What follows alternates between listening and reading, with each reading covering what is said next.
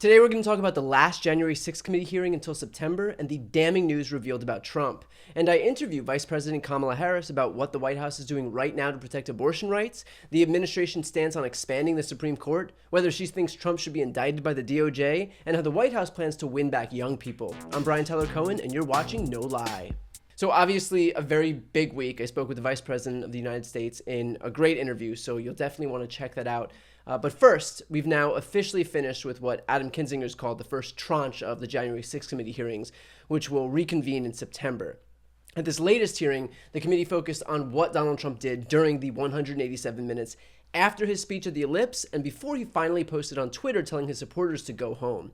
So here are a few moments that I think are worth highlighting.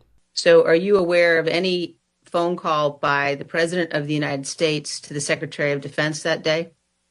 Not that I'm aware of, no. Are you aware of any phone call by the President of the United States to the Attorney General of the United States that day? No. Are you aware of any phone call by the President of the United States to the Secretary of Homeland Security that day? I'm not aware of that, no. Did you ever hear the President No. ask for the National No. Guard? Did you ever hear the President ask for law enforcement response? No. We know from the employee that the TV was tuned to Fox News all afternoon. Here you can see Fox News on the TV showing coverage of the joint session that was airing that day at 1:25. Other witnesses confirmed that President Trump was in the dining room with the TV on for more than 2.5 hours. Commander-in-Chief, you got an assault going on the Capitol of the United States of America. And there's nothing. No call, nothing, zero. On January 6th, Trump didn't call the Secretary of Defense, he didn't call the Attorney General, he didn't call the Secretary of Homeland Security, he didn't call the National Guard, he didn't ask for law enforcement, he didn't make a single call or give a single order to request assistance. And if you're looking for corrupt intent, you just got it, because we all know Donald Trump. There is not a moment in the day where he doesn't feel compelled to divulge every single thought from every errant synapse that enters his brain. If something bothers him, the guy's going to tell you. His compulsion is quite literally making sure that you know. So him sitting there, gleefully watching TV for 3 hours while protesters ransacked the Capitol and bludgeoned police officers and searched for Mike Pence so that they could assassinate him, that was by design. Again, if Trump had an issue with it, he'd have tweeted. He'd have gotten himself on TV. The guy was the president of the United States. He had the biggest microphone on the planet. Finding airtime wasn't an issue.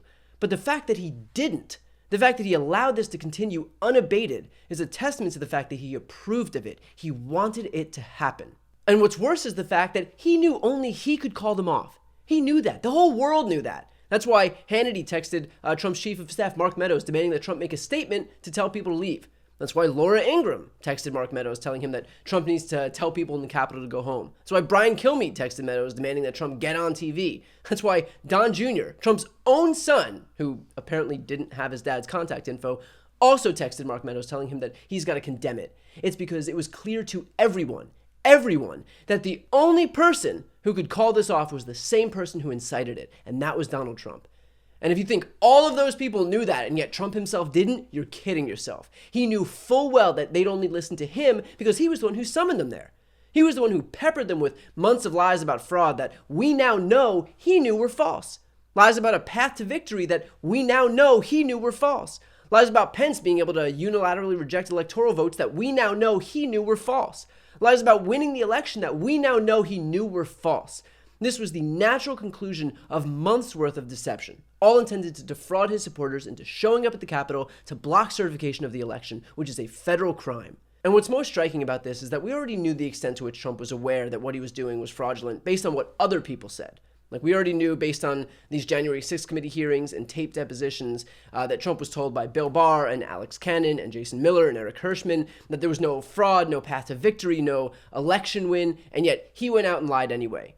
But there's something about focusing on those 187 minutes where the whole world watched this mob destroy the Capitol and try to murder cops and erect a gallows.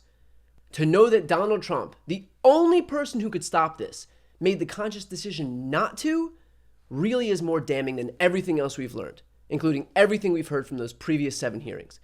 It is the clearest indication yet of his criminal intent. He wanted this insurrection, and if he couldn't join it himself, which we learned wasn't for lack of trying, then damn it, he was at least going to make sure that he didn't put an end to it. So look, as far as the DOJ is concerned, this isn't just about holding Trump accountable for what he did in the past, although it is about holding Trump accountable for what he did in the past. This is about preventing this guy from doing it again in the future, and he will. He spent months defrauding his supporters and plotting to overturn this election. He tried to pressure the DOJ and Mike Pence, outright told the Georgia Secretary of State to find non-existent votes. He summoned what he believed were impressionable state legislators to the White House to get them to bend to his will. And even weeks ago, tried to personally intimidate a January 6th committee witness, and just days ago, called the Wisconsin Assembly Speaker to overturn his 2020 election loss in Wisconsin. That election happened 2 years ago almost. So if there was any doubt as to whether Trump would continue to commit crimes if he's not held accountable by the DOJ, just consider the fact that he's quite literally still committing crimes to this very day. And so knowing who Trump is and what he's continuing to do, if the DOJ fails to prosecute him, then it's not just Trump's fault if and when he breaks the law again. It'll be on the DOJ as well. When the Justice Department starts deferring to the optics of neutrality over actual justice, then it won't be a surprise when criminals only get more emboldened. So for the sake of this country's future, I hope that the only person who has the power to hold Donald Trump accountable actually does his job. Before I go to my interview with the VP real quick, I just wanted to end this on kind of a high note, or at least what passes for a high note in this fresh hell that is our reality. So here's some behind the scenes of Donald Trump trying to record a video on January 7th, 2021. The demonstrators who infiltrated the Capitol have defied the seat of justice. It's defiled, right? See, I can't see it very well. Okay, I'll do this. I'm going to do this. Let's go. But this election is now over. Congress has certified the results. I don't want to say the election's over. I just want to say Congress has certified the results without saying the election's over, okay? But Congress is certified. Now Congress is Yeah, certified. right. Now Congress I didn't is say over, so let me see. Go to the paragraph before.